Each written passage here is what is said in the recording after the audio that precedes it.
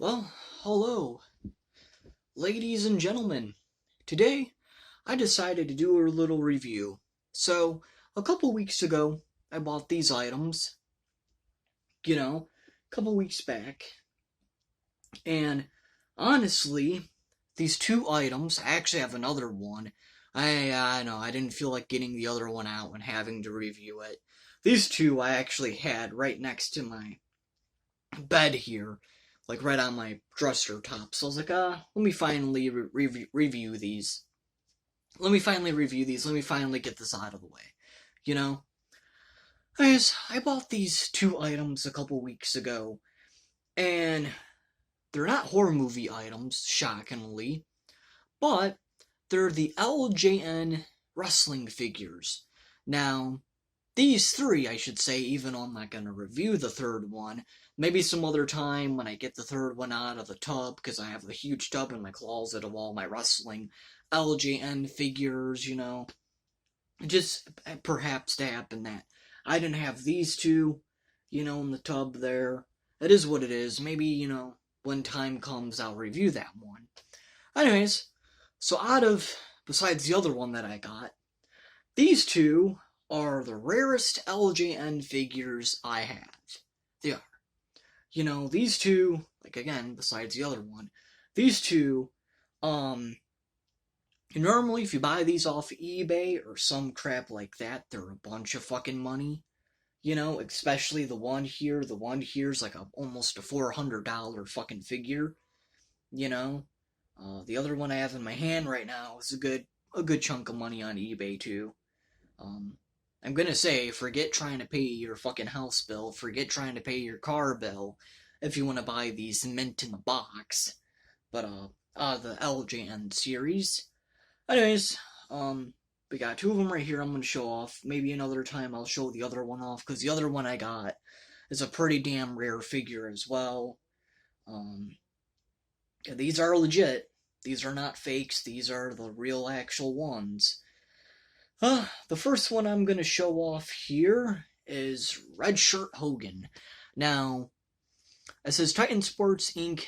1988 LJN LTD with the letter A. He's a little beaten up, he's a little banged. There's no chew marks, which is I like. No chew marks. He's a little chewed up. Not really no chew marks. I mean, maybe one little itsy bitsy chew mark on the arm right here. Right there. That's really about it. But, yeah. So, he's a little dirty, but who knows? That could be probably the accent rubber that they used. I'll get into that here in a second as well.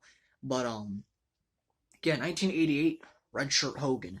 Normally, he is legitly in the white shirt Hogan. Both of them by themselves are like $500, $400, $500 figures. But I managed to actually find Red Shirt Hogan for a good amount of price. At some store that I went to. But, yeah. And again, he's not perfect. There's gonna be problems, of course. Some of the paint's gonna be gone from over time. But, this is legitly 100% the real actual deal. On the back of it, it even has a license. I don't know if you'll be able to see that, but it actually does have the license on the back of his butt there. I can't really see it, but it is there. So, and again, normally, even like I said, both of ones of this figure is a bunch of fucking money. Because I don't know what's the deal. Apparently, the 88 and 89 series of these, rubber things are a bunch of fucking money. I don't know why. They just are. You can find the rest of, like, the series from 1984 to, 87 for a good amount of money.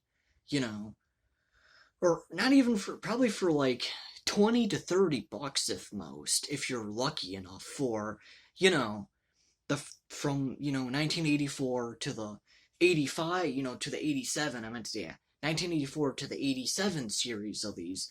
You can find them for cheap prices. To be honest, you could. I don't know what it is for the 1988 and 89 series. Apparently, the 88 and 89 series, apparently those are like only made, and I think exclusive to UK or something like that. And you really couldn't get them at normal, stores like in Michigan and shit. So, yeah, but I don't know. So it's something like that. Apparently, they're more rare. They're more, viable. Because like I said, apparently, for the later ones, you could only get them in the UK or some shit like that, and they didn't make as many, you know. So, but anyways, there you go. Red Shirt Hogan. Pretty rare. Looked him up on eBay. He's like a fucking a lot of money. Anyways, we got 1988. 1988. Ted DiBiase. Now he's a rare figure as well. Managed to get him at a store for a good amount of pricey. For actually a good price. I found him at the store, the same with this Red Shirt Hogan. But, yeah, and to be honest, he's not in bad condition. There's a little bit of, paint wear on the hands and a little bit on the face and such. Now, if you're asking, why is his hands, and some of his head and stuff, black? Or, yeah, black. Well, what they did was, again, for most of the later series, is they used a different type of rubber. They used black. They used, I even think, blue rubber for the Honky Tonk Man. They used blue rubber, So, yeah, and, that's what happens, over time, the paint comes off, people play with them, Hulk Hogan, and so, and over time, when you play with them and such, the paint likes to wear off, and, what it is it's the actual rubber. That's what it is. It's not, it's not mold or anything like that. It's the actual rubber, that they used. So if you ever get a Ted DiBiase or, I forgot the other fucking, Honky Tonk Man, Honky Tonk Man or Ted DiBiase or a Slick or something, and you're like, what the fuck, and you see, like, on their, head or even some parts of their hair or their hands or something, just know that's the actual color of the rubber they used. It's nothing wrong with the figure 9 times out of 10. It's legitimately just the mold. It's the rubber that they used. And then all they did was they took the paint, like for example, Ted DiBiase is a white dude, just saying. So they took the color that he is and just painted over the, the rubber. That's what they did. Now, the earlier figures, they actually used the rubber that the skin tone the wrestlers were. For example, for the original figure, Hulk Hogan's I guess you could say white guy. So he's a white dude. They used the white, rubber and then just painted over it. So if the paint actually, is peeling or something, you really wouldn't notice at all. You would never notice. Well, for some odd reason, they didn't do that. They used, for the later ones, again, they used black, blue, gray, and it made no sense. And I'm like, but apparently that's what they did. Some of the later ones are actually from Grand Toys as well. So that could be another big thing. Grand Toys, had it to where a lot of the figures would have this incident too, to where, the rubber would not be the actual paint of the figure. But, yeah, that's why. So, and it's Ted DiBiase. Overall, some of the rubber coming through, not bad. He's actually in pretty good of condition. Not bad, It's actually super hard to find a Ted DiBiase or a Slick or a freaking Slick or a freaking Honky Tonk Man.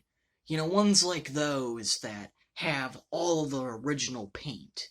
You know, it's super fucking hard to find, you know, Honky Tonk Man, Slick, a Teddy DiBiase, and so on and so forth, where the rubber isn't showing through and stuff, you know? But, yeah, anyways, that's it. This is legitimately it. These are the two, well, honestly, the only two that I have that are the rarest, even though I have another one. It's just I didn't feel like pulling them out. And again, maybe another time I'll show them off in a video. But, yep. And yeah, the other one I have is actually a rare one, too, as well. But I just didn't feel like getting that one out. Because here we go. Two rare LJN figures. And again, even to proof it, you're probably not going to see it. But on the back of him, he also has a license as well. Probably can't see that, you know. I can tell you that's the real deal. And one thing I will say, compared to the original Hogan figure, man, when they made white, I can't fucking talk, when they made white and red shirt Hogan, heavy ass figure compared to the original. The original, you know, is heavy too, but nothing compared to this. This is heavier, so. But, yeah, that's really about it. That's it. Two rare LJN figures. Maybe another time I'll show the other one off, but that's it for now. Like, comment, subscribe.